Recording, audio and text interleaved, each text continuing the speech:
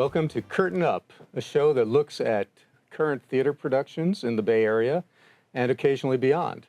I'm Alan Stern, and this is my co-host, Greg Smith. Hello, good to be here. Greg, you're looking sparkly as usual, but I kind of wish you had saved this jacket for a day when we're talking about a baseball play, like Take Me Out. Well, that's true. That would make sense. I call it my Lovey Howell goes to a baseball game jacket. But thank you. You know, you do what you have to do. It's great to be back here after a month off. We have a literally packed show for you today. We're going to discuss The Reservoir, a terrific new play that recently opened at the Berkeley Rep, and also has roots in Colorado, where I'm from and where Alan once lived. We'll also be talking about our theater adventures outside of the Bay Area during our month off, including a trip to London, which was fantastic. But first, we'll be speaking with the director of a new adaptation of Little Women. You know, Greg, living in the Bay Area, we have access to a wealth of resident theater companies serving audiences from San Jose to the East Bay to Marin County. In fact, 3 of those companies have received the coveted Tony Award for Outstanding Regional Theater. They include the ACT in San Francisco, which was recognized in 1979, the Berkeley Repertory Theater, which received the award in 1997, and most recently, TheatreWorks, which won the award in 2019. And today we're talking about 2 of those theater companies. So first up is TheatreWorks, just down the street in Mountain View, which kicks off its 2025-26 season with a new version of Little Women. It begins previews on September 24th and runs through October 12th. The production is directed by Giovanna Sardelli, who is also TheatreWorks artistic director. And we are lucky enough to have her here in the studio today. So let's bring her on. Welcome. Hello. Good to see you. Great to meet you. Yeah, thank you for having me. Please sit. Yes. So, why Little Women? You know what? Okay, I asked myself the same question. Little Women was commissioned by 4 theaters. So it started off with People's Light in Pennsylvania. And then it went to Northlight in Illinois, and they called me because I know both of the ADs, and they said, we're doing Little Women with Lauren Gunderson. Okay. And I confess, my first thought was, does the world need another Little Women? And when you say it was commissioned, you mean this new version by a new playwright? Yeah, so Lauren Gunderson was commissioned to adapt Louisa May Alcott's Little Women. Sorry, I wasn't clear about that. And then I have to say, I read Lauren's adaptation, and the answer became a resounding, the world needs this adaptation of Little Women right now. We are having the best time telling this story, and Lauren has done something incredibly special to make it meaningful right now. So there is a distinctive take on the story. Yes. Yeah, okay. Yes. Can you give us a hint as to where it goes? Well, Louise herself is a character. Oh, interesting. So that helps. So it's placed in its historical context with who she was and how the story came to be, which gives it such a contemporary relevance in a way that I didn't expect.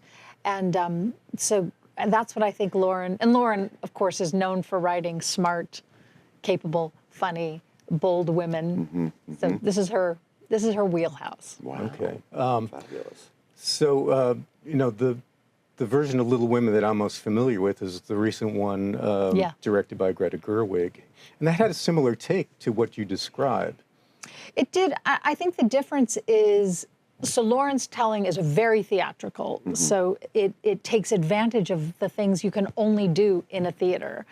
And I think, I mean, I love Greta Gerwig's adaptation or her story, but what happens in a theater and what happens with this play is so special. It is truly a celebration of theater and of our ability to tell stories in the moment, live with an audience. So that's what I think. We've watched the movie as research, and we're doing the play, and I love both. So seeing both, I think, is good. Are you familiar with some of the classic versions of Little Women? Katharine Hepburn. Yes. And June Allison. I like doing my June Allison imitation. I have to work that in. I can do a Katharine Hepburn imitation, too. Oh, that's very good. Well, thank you. What do you think about that in terms of like differences for people who may be more familiar with, the classic film version or more recent, or even the Winona Ryder version. with Susan Sarandon Listen, also, yeah. We watched them all. Yeah, exactly. yeah. Because they all were kind of their time and very special. Yeah.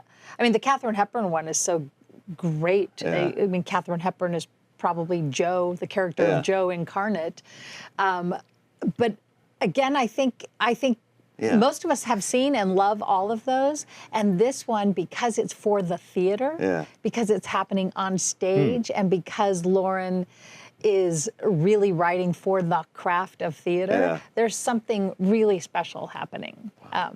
It's narrated, it's really an homage to the book while being the story that we know and love, told as we know and love it. Yeah. I've never read the book. I haven't either. Well, come to theater. You don't need to. No, okay, that's right. Come see our production. I used to have a friend when I was a kid, a neighbor, and a girl. She was a girl at that time, and she was an inveterate reader, and she used to brag that she read Gone with the Wind 12 times and Little Women 25 times. Really? Wow. Yeah. So it was a big book for young girls to read. Yeah. Very much. But less so for boys. Yeah. And but what's interesting is actually we discovered it was hugely popular among boys. Really? Because they had never seen themselves presented in the characters Laurie. Yeah. Yeah. And John. So we didn't know that. I assumed it was just really popular among girls, but it wasn't. And the thing about Lauren's adaptation, one of the characters, Max Takis, who plays Laurie in this, actually said how refreshing it was to present a male character on stage like this. Somebody who's loving, healthy, whose greatest love is loving the women before him. And I thought that was really special. And I think young men especially need to see themselves reflected like that on stage. And Laurie, isn't that the character that Timothy Chalamet played in the movie? Yes. Yes, wow. So your actor has something to live up to there. They all do. Katharine Hepburn. Yeah, that's true. June Allison. Chalamet. Greta Gerwig. We're all trying, and Louisa May Alcott herself. We're all trying to reach great heights here. Right. But not the stereotypically masculine, super competitive kind of idea. Yeah, and that's refreshing. It is refreshing. Yeah. I really think it is. And all the men in the show are decent, kind, good, complex. They're all complicated characters, but and I do think that's it's essential to see that. Yeah, that healthy. Now, you said this has been done by other theater companies who jointly commissioned it. Yes. Have you seen those productions? Only one has happened, so we jointly commissioned it. Northlight went first. We all are doing world premieres. Oh, yeah. So we're the second. Wow. We're the second theater to do it. So that's very exciting. Yeah. And then already it hasn't even been released to the public. I see. And still, I think 4 theaters are asked for special permission to do it this season. And I'm sure next season, when it is available, there will be hundreds of theaters doing this show. So do you have any idea how your directorial approach compares with the version that's already been done? Oh, yeah. They were very different, and we did that on purpose. I flew out, loved the production in Northlight. Yeah. And I said to Lauren, okay, you've seen that. You get another pass. What are we going to do differently? So we, and my specialty, my strengths are very different than the director of the Northlight production. So we did a different take that I think is I'm so proud of what we're doing. I think it's elegant and funny and charming. So I'm really excited to show Lauren the breadth of her play and how it can be told in so many different ways. In different interpretations. Yeah, and I'm sure the next 2 theaters will do something different. Yeah. Wow, exciting. I don't think Greg and I are familiar with Lauren Gunderson, so can you tell us a little bit about her? Yeah, no. Lauren, up until very recently, was a Bay Area playwright whose plays, I think, consistently are on the most produced plays in American theater. Oh, okay. She is, we produced her play Silent Sky, which really launched her career. She's done Book of Will. She's one of those playwrights who you may not realize how many plays you've seen that she has adapted. This season, we have 2 Lauren Gunderson plays in our season. We're also doing, she wrote with Margot Melkin, Georgiana and Kitty, Christmas at Pemberley, a whole series inspired by Jane Austen's Pride and Prejudice. And we didn't expect to do 2 Lauren Gundersons, but she's so prolific. She finished Little Women a year before anybody thought she would. Oh, wow. Wow. So, in order to do the world premiere, we had to put it in this year's season. And I actually am so proud of starting our season off this way because it's our commitment to playwrights living, working, and writing today. So it's a new telling of a classical story, and I think it's the perfect way for TheatreWorks to start their season. Our season. I get to say ours. Yeah, your season, exactly. And, well, let's talk a little bit about your role as artistic director. Yeah. So you just became AD, is that what they talk it? Yes. A couple of years ago, right? Yes. And how is this the first time you've been artistic director of a theater company? Yes, I had a glorious, beautiful life as a freelance artistic director, and I loved it. I somehow made it to being an official member of AARP without ever having a full-time job, and then they got me. That's right. Yeah. And honestly, I would never have done it if it wasn't this company at this time. At this time. But I love TheatreWorks. I was a part-time employee doing New Works. I was the director of New Works for a decade. Okay. And then when the AD position, when they needed somebody to step in, I was interim for a brief, maybe a week, maybe 2, before I became the official artistic director. Wow. And I'm thrilled. So it meant I had to move here, which I love. So I'm getting to know You the moved from New community. York, right? New York. Well, the pandemic slid me back home to Las Vegas. Okay. So I still had my New York apartment until a year and a half ago. Okay. Okay. But now I'm official. Now I have one home In the Bay Area. in the Here. Bay Area, right Yeah. here. So this is where I am now. And remind us, what's the budget of a season for TheatreWorks? We are operating around 9 million. We're a Okay. 9 million Okay. company. Okay. Sometimes more. That's 9 is safe. So what are some of the things you've had to deal with that you never had to face before? Oh when God, you were a what is this? Is this freelancer? water? Yeah. We've talked about that Yes. before. Maybe we need something else. Well, I mean, as you know, the pandemic That's what we were decimated thinking. theater. And just in the Bay Area alone, how many theaters have closed? I mean, Aurora closed just a few weeks ago.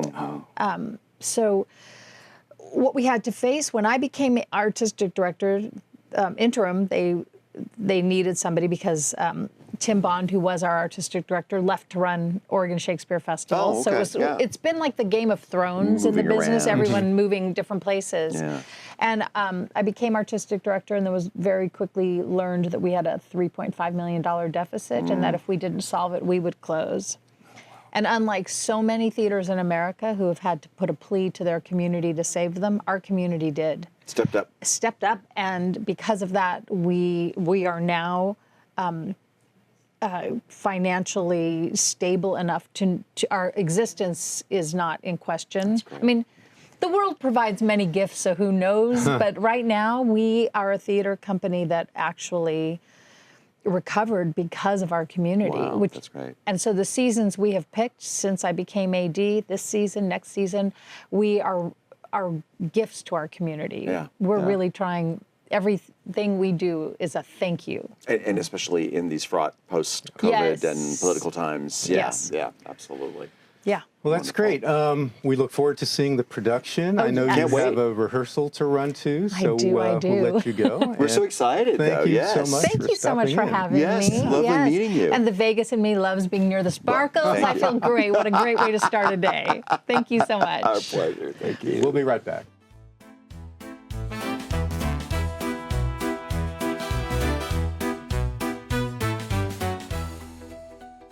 Now on to our second Tony Award-winning theater, the Berkeley Rep. Yes. Last weekend, Alan and I saw the opening play of their 2025-2026 season, The Reservoir, by a young playwright named Jake Brash. It's set in Colorado, where I'm from and where Alan has lived, and is partially based on the playwright's own struggles with addiction after he was expelled as a student from NYU. The main character is a gay, half-Jewish young man named Josh. vis-a-vis Jake, who, like the playwright, left NYU and went back home to Colorado to get sober and try to put his life back together. Yeah. The play deals with serious themes, but it does it largely through humor as we watch Josh face his demons and navigate his fraught relationship with his family. And I've just got to mention, as a college counselor, I'm very interested in the NYU angle of this too, and the way his life trajectory is working out. Had to say that. But the play also seems to be the hot theatrical property of 2025. It's already been produced by major theaters in Denver, Atlanta, and Los Angeles, and early next year, it will have its New York debut. And Greg, I think this is where we disclose to our viewers that we have a connection of sorts to the playwright. You and I last year were at a Yom Kippur Break the Fast in Denver, and Jake Brash's parents were also there. Kind of a 2 degrees of separation kind of thing. Yes. I think I said hello to them, but that's about it. And in any case, we don't know Jake. We've never met or communicated with him. No. So I think we've done our bit of transparency and can go ahead and discuss the show. I think so. So, Greg, what did you think? Well, I really enjoyed it. I think most, if not all of us, can relate to issues of addiction. Whether or not we've experienced them ourselves, at least we've most likely had friends and or relatives who have dealt with addiction or are still in lifelong struggles with one addiction or another.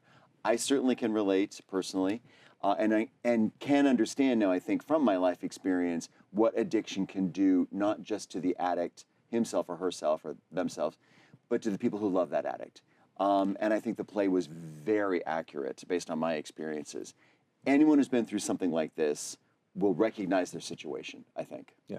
I like the play also. And, I've read a couple of reviews that basically said, do we really need another addiction and recovery play? That's kind of like saying, do we need another romantic comedy or do we need another dysfunctional family drama? I mean, those are basic genres, and what counts is the specifics of the story, how you tell it, and how well. And I think what makes The Reservoir distinctive is its humorous and very relatable point of view, and especially the angle that focuses on the way Josh relates to his 4 grandparents, all of whom are dealing with the challenges of aging, including Alzheimer's and dementia. Yeah. And also, I think you're right. Those are themes of life. I mean, so yeah, we can always use more stories along these lines. Yeah, for sure. And all 4 grandparents are characters in the play, and he draws a contrast between each pair because one of them, one pair is Jewish and the other pair is Protestant. So he has the Protestant grandparents with the backstory that they had a farm in Nebraska, I think. Yeah. And whereas the Jewish grandparents who are divorced, one of them, the grandfather decides to have his second bar mitzvah because he's reached the age of 83, and the explanation, I think, is that you're only expected to live 70 years, so if you make it another 13, then you can have another bar mitzvah. And is that a thing? I mean, is that? I've never heard of that, but I never have either. Maybe. Well, you could think about it in the future. And then his relationship with his Jewish grandmother is also very important, and in fact, she turns out to be, I would say, the most important of the grandparents in terms of her role. Yeah. And who doesn't love a good Jewish grandmother? Well, we all do. Yeah. And as played by Pamela Reed, she doesn't have those stereotypes that we might associate with Jewish grandmothers. Right. But she's great. She's fabulous. But one thing that really pleased me about the play is how polished it is. I mean, very. Jake Brash has a great sense of humor, and the humor develops organically out of the characters. Most of the play takes place in his head as he tells us his story of addiction and recovery, and the scenes move very fluidly and naturally, and I think that's partly the the work of the director Mike Donahue. And it's not. It's never mean. It's never overly sentimental. It's not just trying obviously to tug at your heartstrings. It's just kind of natural. And again, I mean, I think most people can relate to the experiences this young man has had, and his grandparents have had and are having, in a very natural way. Yeah. And I think we need to answer a question that viewers might have is, why is the play called The Reservoir? Well, okay, it's metaphorical because it refers to this theory that Jake comes across about how he can help his grandparents stave off old age and feebleness by developing a reserve or reservoir of mental and physical strength, and he has them doing exercises and brain teasers and changes their diet. He has them eat a lot of spinach. Yeah. But I think the reservoir also refers to a real reservoir, which is the Cherry Creek Reservoir in Colorado, Denver, where we're from. Yeah. Where Jake tends to hang out when he's on one of his benders. One of his benders. Yeah. And let me just say one thing about the kind of natural remedy that he's promoting for his grandparents. That kind of thing seems to be ascendant right now, which is interesting. But also the treatment of Alzheimer's, for me, was almost shocking, not in a bad way shocking, but I was really confronted when the scenes start to happen where the characters are dealing with Alzheimer's by how realistic the portrayal was. And again, it just was right there. It kind of hits you. And another thing, as with addiction, sooner or later, all of us are going to have to deal with Alzheimer's. Hopefully not, well, we may. Ourselves, we can all develop it. Or we have relatives or friends. That's just going to happen in life. And I thought it was great to see it. It made me think there's nothing to be ashamed of. There's nothing to be embarrassed about. There's nothing to hide with Alzheimer's. We just need to confront it, as with any issue in life. Right. And I thought it was beautifully done, too. Yeah. So let's talk a little bit about the acting. Yeah. So Ben Hirschhorn has a lead role. He plays Jake. And, he's playing a character who has a lot of flaws. Yeah, a lot of issues. Jake is, he lies to his parents constantly. He has this easy job at a bookstore. And manages to mess that up. Right. He just has to alphabetize the books. He's not very kind to his coworkers. No. And I think there's definitely a risk with this character that he could be too off-putting for the audience, or on the other hand, maybe too charming. And I think Ben Hirschhorn does a very good job of treading that fine line between the two. And again, in my experience, that's not unusual for an addict to kind of go back and forth from the charm to the challenging part of his or her personality. I think he really nailed that, actually. Yeah. So I think you and I are in agreement that The Reservoir is well worth seeing. It's funny, entertaining, literate, and moving. And it's great to witness the first major work of a talented new playwright. Exciting. The Reservoir is playing at the Berkeley Rep through October 12th, and we highly recommend that you go see it. Okay, we only have a few minutes, but I thought we could talk a bit about our theater excursion to London. Yes, that we just did on our time off. Right. I was there with Alan. It was absolutely fantastic. I saw 4 plays. And you also saw 4 plays, but we didn't. I think so, but not all the same. Not all the same. Not all the same. Right.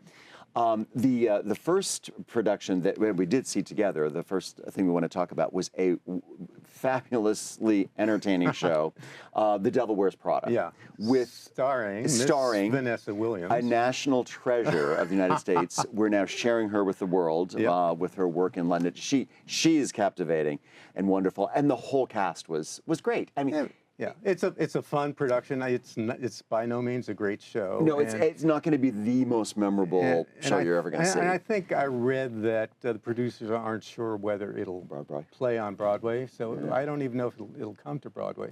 But it has songs by Elton John, but they're not very memorable. No, they're not that memorable. For the moment while you're in the theater, they're catchy, they're fun. Of course, the costumes and the sets are magnificent. And again, seeing Vanessa Williams it's just a good time, and it's great to see Vanessa Williams. Yeah. And you also saw Evita, which I did not. I saw Evita, and that was spectacular. I've seen Evita many times. I saw it with Patti LuPone many years ago, which I think you did Yes, too, I did too. of course. Mm-hmm. Rachel Zegler was fantastic, absolutely magnetic. I mean, her singing, the way she looks, the way she acted. I love the whole premise of it too. I mean, all the actors were good. It doesn't have a lot of sets. It sort of just relies on the singing and the acting to evoke Buenos Aires in the 1930s and 40s, you know, without the signs, you know, the trabajadores signs and stuff that are in many productions. And it worked really well. You know, the same director, Jamie Lloyd, also did Sunset Boulevard. Oh, yeah. With Nicole Scherzinger, which I saw on Broadway, and it was great. And similar concept where very little set design, a lot of emphasis on video. Yeah. And the lead actresses both spend most of the time in their underwear. Yes, which is kind of interesting. And they both have the moment where they go out in a dress. Part of it takes place, the action takes place outside the theater. Well, right? in Sunset Boulevard, it's the man, Joe Gillis. The man, but in this outside. case, it's Rachel Zegler goes and sings to the crowd outside the theater in London. Wonderful. Yeah. Wonderful. And then finally, you and I saw a wonderful play called Born with Teeth. And sounds like a dental drama, but it wasn't. Yeah, it's produced by the Royal Shakespeare Company. I wouldn't be surprised if it comes to New York because it's a great production, and it's written by an American playwright who based it on the recent discovery or consensus that Shakespeare's Henry VI Part 2 and 3 plays were actually a collaboration between Christopher Marlowe and William Shakespeare. And so the playwright, Liz Adams Duffy, or Liz Duffy Adams, I'm sorry. Oh, Liz Duffy Adams. Duffy Adams. Okay. She imagines the two writers getting together over a course of 3 years to collaborate on these plays, but there's amid a background of political and sexual intrigue, which is really interesting and takes off. No, I agree, and I like both parts of it, or enjoyed both parts of it. But the intrigue, I don't normally think of the Elizabethan era as a time of a lot of state control, but apparently it was, although it was also a golden age for the UK, or for Britain.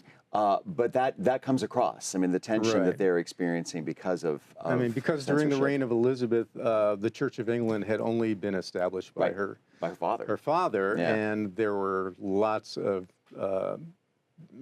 Britishers who wanted to stay Catholic. They didn't want to become Anglican, and so apparently she established like a secret police to spy on people and make sure they were really Anglican. Yeah. So it was really interesting, and the degree to which the secret police went to ensure that was I just had not really been aware of it. So it was really interesting. And the actors in Born with Teeth were played by. This pronunciation is a little difficult. It's I think it's pronounced Scooty Gatwa. Yeah. And Edward Blumell. Yeah. And Scooty Gatwa, you may know from the Netflix series Sex Education. He plays the black gay best friend, and he was a revelation on stage. He was wonderful. He has such magnetism and electricity, and he plays the role like with the grace and menace of a panther. He does, and just kinetic. It's just he's moving and it's happening and he's speaking and the Shakespeare character almost doesn't know how to handle him. He's just so much. It was fabulous.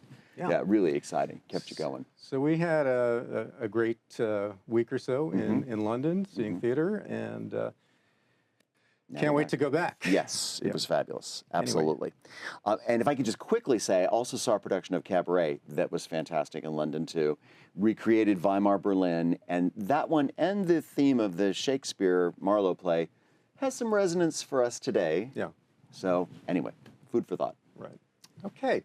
Well, that wraps up our show for this month. We're planning to be back in mid-October when the fall theater season is in full swing. Yes. Until then, we'll see you at the theater.